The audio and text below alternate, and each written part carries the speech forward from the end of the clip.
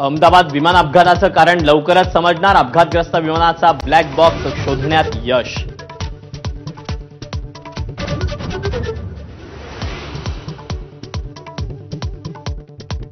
Forensic विभागानं ताब्यात घेतला अपघातग्रस्त विमानाचा डीव्हीआर. अपघातावेळी विमानातील सीसीटीव्ही रेकॉर्ड केलेली दृश्य हस्तगत करण्याचा प्रयत्न.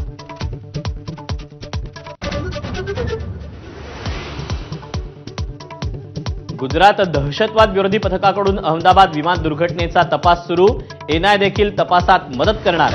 ब्रिटनकडून देखील स्वतंत्र चौकशी होणार.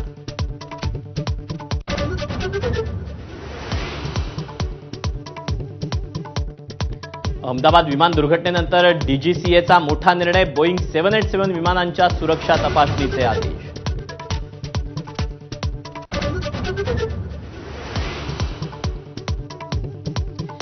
डीएनए चाचणीनंतर मृतदेह नातेवाईकांना सोपवण्यास सुरुवात. अनेक मृतदेह पूर्णपणे जळाल्यानं ओळख पटवण्यात अडचणी.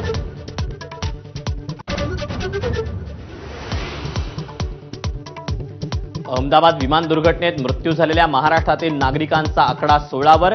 मुंबई, डोंबिवली, नागपूर आणि सोलापुरातील प्रवाशांवर काळाची झडप.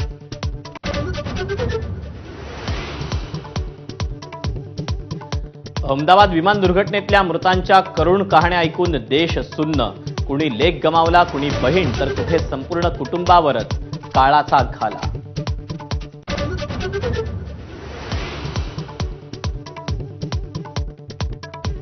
पंतप्रधान नरेंद्र मोदींकडून विमान दुर्घटना स्थळाची पाहणी. रुग्णालयात जाऊन जखमींची विचारपूस. अपघातात बचावलेल्या विश्वास कुमार रमेश सोबतही साधला संवाद.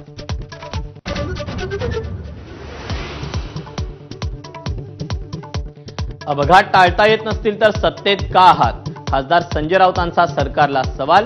पंतप्रधान, हवाई वाहतूक मंत्र्यांनी अपघाताची जबाबदारी घ्यावी. राऊतांचा हल्लाबोल.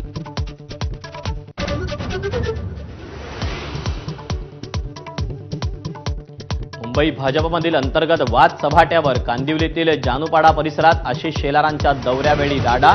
शेलारांसमोरच भाजप कार्यकर्त्यांमध्ये हाणामारी.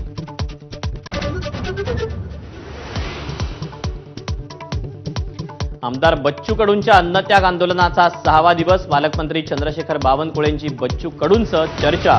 तर मुख्यमंत्र्यांसोबत बैठक घेऊन मागण्यांसंदर्भात निर्णय घेऊ. बावनकुळेंचं आश्वासन.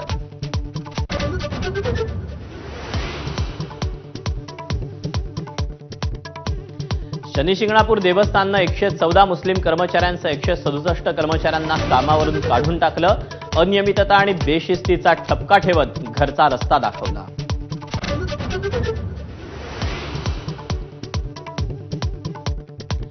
थायलंडमधील फुकेत ते नवी दिल्ली विमानाचं इमर्जन्सी लँडिंग. विमानात बॉम्ब ठेवल्याची धमकी. उड्डाणानंतर अंदमान समुद्राला वळसा घालून विमान पुन्हा फुकेतमध्ये लँड.